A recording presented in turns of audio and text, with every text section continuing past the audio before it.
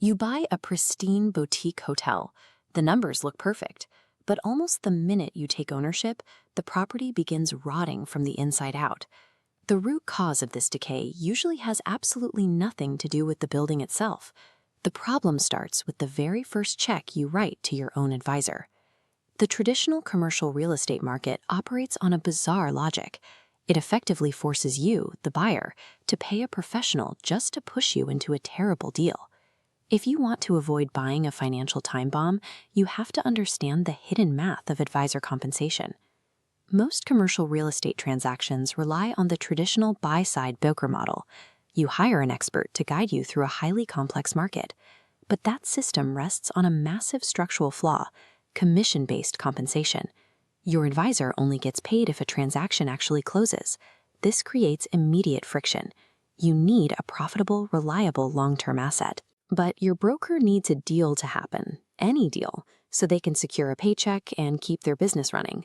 By tying compensation entirely to the closing date, the system bakes an intense, unfixable bias into the process. The broker is economically incentivized to get you to say yes, completely misaligning their goals from your long-term success. This spreadsheet shows baseline metrics like net operating income and cap rate. Brokers doctor these numbers, artificially inflating the cap rate to force projected yields upward. They shrink vacancy rates to near zero and quietly delete future capital expenditure costs from the math. Once the inflated math gets you to the table, the focus shifts to complex legal contracts during transactional due diligence. The immense pressure to close incentivizes brokers to gloss over severe lease loopholes, treating major structural risks as minor administrative footnotes to keep the momentum going. They might downplay a punishing co-tenancy clause in a retail space, or overlook incredibly vague language detailing how common area maintenance costs are divided. These are hidden trapdoors waiting to spring open. Through compounded mathematical omissions and ignored legal risks, an inherently toxic asset is expertly disguised as a flawless spreadsheet. If brokers are actively pushing clients into these kinds of traps, why doesn't the free market naturally punish their reputations? Commercial real estate operates on a massive time delay. At year one, the transaction closes, the broker is paid, and hidden risks compound. It takes years for cash flow crises to peak, hitting long after the broker has moved on. This massive delay completely insulates the broker. The market simply cannot self-correct fast enough to protect you at the exact moment you are making the purchase. The only way to eliminate a bias baked into a compensation structure is to change how the money changes hands.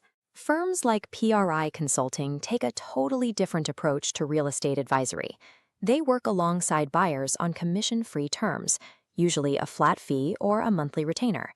This completely decouples their compensation from the actual closing of a transaction. By removing the commission check, you create fiduciary-like transparency. Your advisor's strictly defined goal is to find the right asset, rather than pushing you toward the closest asset.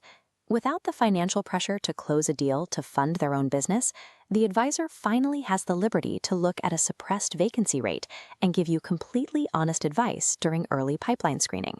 Paying for objective guidance enables the most profitable strategy in real estate: the absolute freedom to walk away from a toxic deal.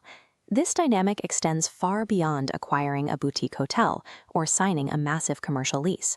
Look closely at the broader ecosystem of your professional life. How many other advisors are operating with a paycheck that depends entirely on you saying yes, rather than giving you the correct advice? Misaligned incentives are a systemic trap. If you want to ensure you are making the right choices, you have to align your advisor's financial success with the operational success of your own investments.